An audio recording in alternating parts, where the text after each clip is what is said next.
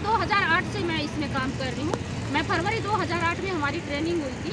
उस टाइम हमारे को कहा गया था कि सिर्फ आशा को एक सेवा भाव से लेके, निष्काम भाव से लेके आए हैं, और उसको सिर्फ जितना वो काम कर रही है उसको हमारे को सिर्फ 2 काम बताए गए थे। एक तो गर्भवती महिलाओं को देखना है, दूसरा बच्चों का टीकाकरण करवाना है। वो भी हमें सिर्फ उनको रास्ता दिखाना है ताकि वो इधर उधर ना भटके, उनको बताए कि किस काम के लिए कहाँ पे जाना है और कब जाना है। हमें सिर्फ ये काम दिया गया था।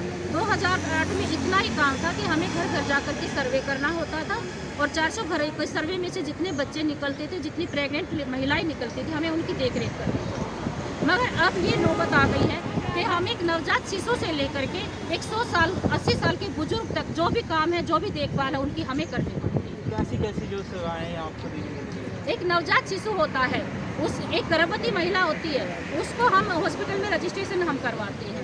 उसको जब जब हॉस्पिटल में दिखाना होता है तब हम लेकर के जाते हैं। उसके अगर प्रसव करवाना होता तब उसको हम लेकर के जाते हैं। अगर उस बच्चे के 40 दिन तक जो हम एक विजिट करते हैं, बच्चे का उसका वजन करते हैं, हम हर हफ्ते जा कर के उसका वजन करते हैं, माँ को बताते हैं कि बच्चे को अपना ही दूध पिलाना है, उसकी साफ सफाई, उसकी देख रेख के लिए सारी बातें घर घर जा कर के हम सब जाते हैं उसको। उसके बाद उस बच्चे को 1.5 महीने पे टीकाकरण होगा, 3.5 महीने, 2.5 महीने, 3.5 महीने, उसके बाद फिर 9 महीने पे, फिर 1.5 साल पे, फिर 2 साल पे। उसके बाद जो विटामिन की हर 6-6 महीने पे दवाई पिलानी है वो हम करते हैं। 6 महीने जब उसका 5 साल कंप्लीट होता है फिर उसका टीकाकरण होता है, वो हम करते हैं। उसके बावजूद भी जो और भी उसके परिवार में सदस्य, अगर किसी को कोई बीमार है, डोट्स का मरीज है, कोई लेप्रोसी का है, कोई भी बीमारी है, वो सब हम उस मरीज को हॉस्पिटल तक हम पहुँचाते, सबकी देखभाल हम करते हैं। कितने घंटे आपका? हमारा तो जी समय सीमा कोई तय नहीं। अगर ये तो भगवान ने 24 घंटे दे रखे, अगर 48 घंटे होते दिन में तो हम 48 घंटे भी करते। ये दिल्ली में, ये पूरी दिल्ली में समथिंग 6,500 आशा है, तो 6,500 का ऐसा ही है, और पूरे भारत में आशाएं लेके आई गई हैं, और पूरे भारत में सभी आशाओं के साथ ऐसा ही नाइंसाफी है। परमानेंट भी है कोई आशा? नहीं, कोई आशा परमानेंट, आशा परमानेंट नहीं है, सिर्फ काम परमानेंट है। कि अभी हमने पिछले हफ्ते तो हमारे साथ, पिछले महीना तो हमारे साथ ऐसे गुजरा है कि इस हफ्ते हमारे साथ पोलियो आ गई। जैसे ही पोलियो ख़त्म हुआ उसके बाद आयरन सिरप आ गया, जो हमने बच्चों को, छोटे बच्चों को पिलाया। जैसे ही आयरन सिरप ख़त्म हुआ, जो कि बुधवार और शनिवार को पिलवाना था, उसके बाद जैसे ही हमने वो डिवाइड किया, उसके बाद हमारे पास ORS आ गई।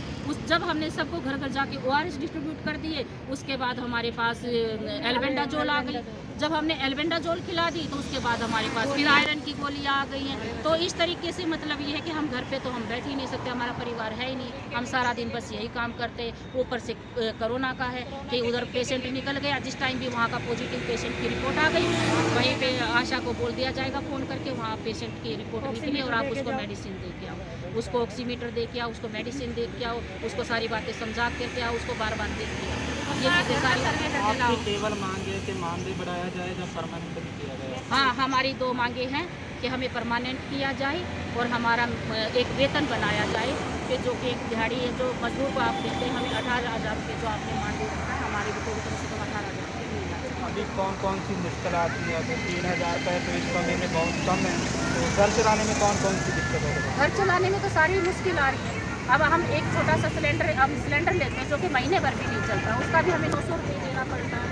जो हम दूध लेके आते हैं वो भी 7 रुपये लीटर हो रहा है। जो हम तेल लेकर के आते हैं, घी लेकर के आते हैं, वो भी 200 रुपये लीटर हो रहा है। और घी की तो बात ही छोड़ो, कि तो 1000 रुपये चला गया है। जो हम डेली की साग सब्जी लेकर के आते हैं, पर डे का हमारा सब्जी का खर्चा भी 200 रुपये है, जबकि हमें मात्र अगर हमें लगाया जाए तो 100 रुपये तो हमें मिल रहा है। तो उसका हम क्या करेंगे? 100 रुपये अगर हमें आप दे रहे हो तो उससे क्या खर्चा चलेगा? आप खुद बताइए। जो कि मेरा परिवार मेरे पीछे खड़ा हुआ है कि वो गई है, सारा दिन निकल के बाहर गई हुई है, तो वही कुछ लेकर के आएगी। मैं अपने परिवार को छोड़ करके गई हुई हूँ, परिवार ने मुझे बाहर भेजा है कमाने के लिए, और मैं उनको मात्र महीने में 3,000 रुपये दूँ, तो ये मेरे लिए शर्म की बात है, मेरे परिवार के लिए शर्म की बात है। जो आपकी डिमांड है वो केवल दिल्ली सरकार से है या केंद्र सरकार से? सबसे पहले तो दिल्ली सरकार से, क्योंकि मैं अभी दिल्ली सरकार के यहाँ खड़ी हूँ, तो मुझे दिल्ली सरकार से ये मांग है कि काम दिल्ली सरकार के यहीं से जाता है, तो जब दिल्ली सरकार हमारी नहीं सुन रही तो हमारी और कौन सुनेगा? और जो केंद्र सरकार है वहाँ से भी हमारा पैसा आता है। तो जहाँ बेटी बचाओ बेटी पढ़ाओ का नारा वो लगाते हैं और आज उन्हीं बेटियों को यहाँ रोड पे लाने के लिए मजबूर कर दिया है। तो मुझे केंद्र सरकार से भी थोड़ी सी शिकायत है कि भाई वो भी इन आशाओं को तरफ देखे। केंद्र तो पूरे केंद्र का मतलब क्या होता है कि उसने पूरे विश्व में जो आशाओं का एक संगठन तैयार किया है, तो वो किस लिए तैयार किया है? जो